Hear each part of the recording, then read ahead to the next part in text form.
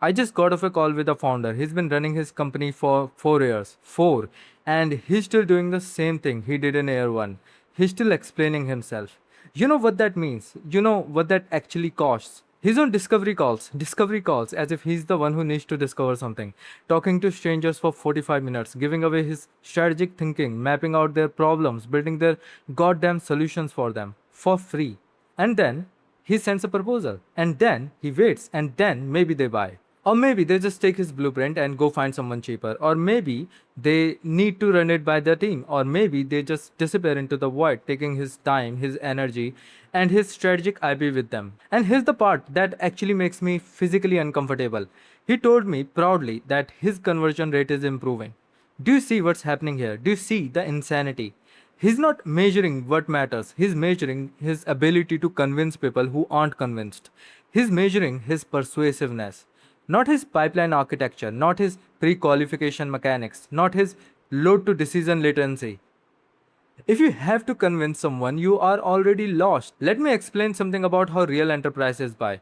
Enterprise buyers, the ones with actual budgets, actual authority, actual problems that cost them millions, they don't need to be convinced. They need to be qualified. They need to self identify. They need to walk into your ecosystem and know within 5 seconds of landing on your homepage whether you're the one who can solve their problem or not. And if you can't communicate that, if you're still trying to educate them, if you're still pushing educational content that attracts broke tire kickers and consultants who just want to steal your framework, you're not building a pipeline, you're building a library, and libraries don't pay your mortgage. Let me walk you through the autonomy of a real enterprise pipeline architecture. First thing first, the signal.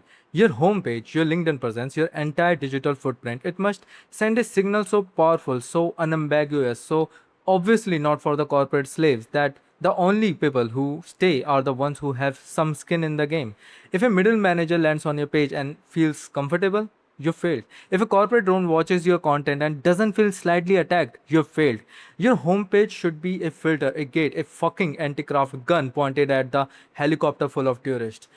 The founder I just talked to, his homepage says, we help businesses grow through strategic consulting. That's not a signal, that's generic grocery bag. It could say anything, it says nothing. Do you think a Fortune 500 C-suite executive, a woman who wakes up at 4 a.m., who has $50 million of budget pressure on her shoulders, who needs to make a decision that could cost her career, is going to land on that page and think, oh yes, this is the one. This generic consulting firm with the generic tagline. Let me fill out their contact form and wait 3 days for a response. No, she's not. She's already clicked away.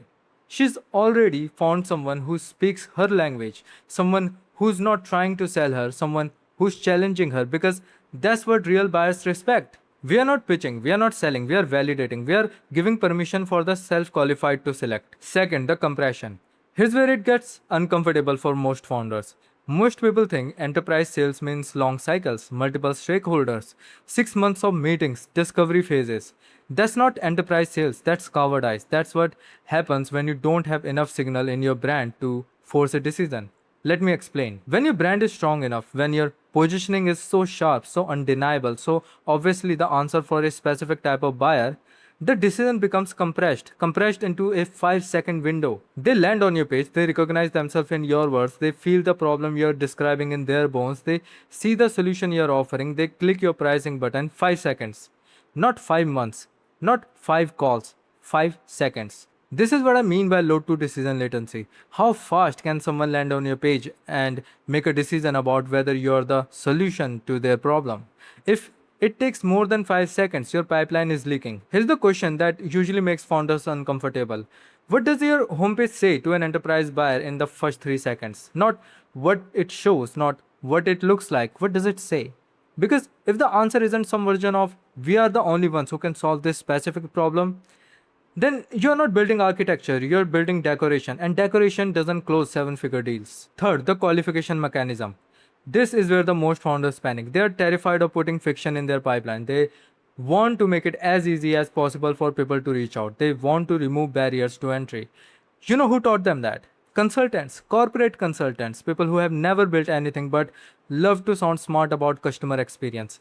Here's the truth, and I need you to hear this because it might save your business. Fiction is not your enemy. The wrong people are. When you remove all fiction, you attract everyone. And everyone includes people who can't afford you, people who don't have authority, people who are just doing research, and people who want to steal your frameworks.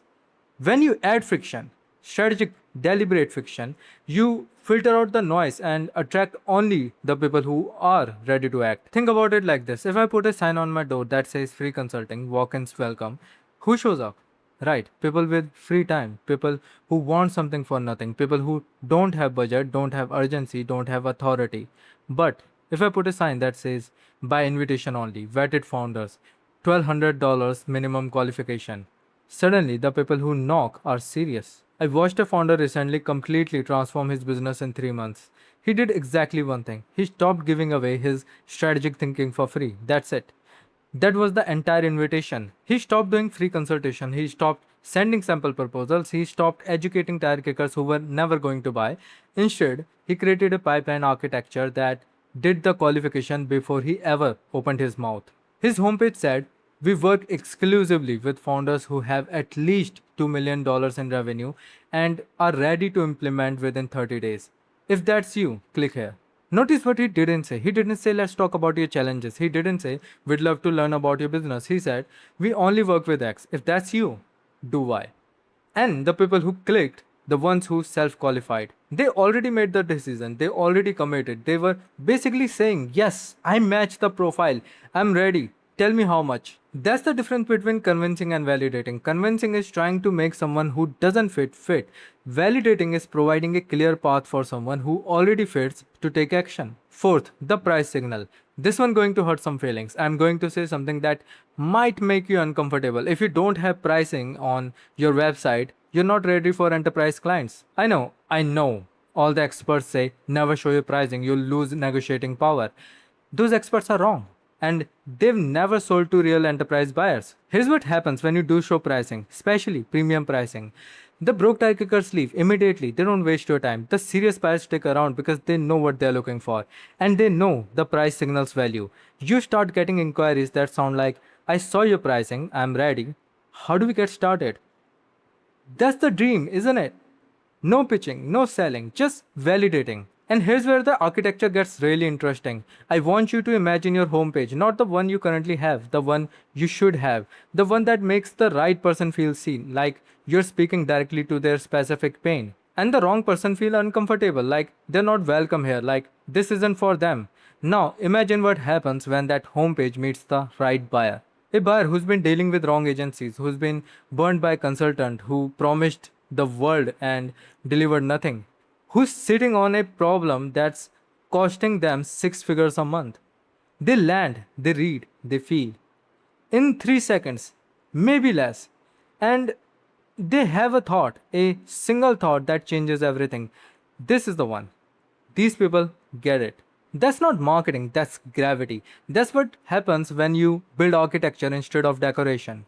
Now, I know some of you are thinking, okay, fine, but what about content? What about building trust?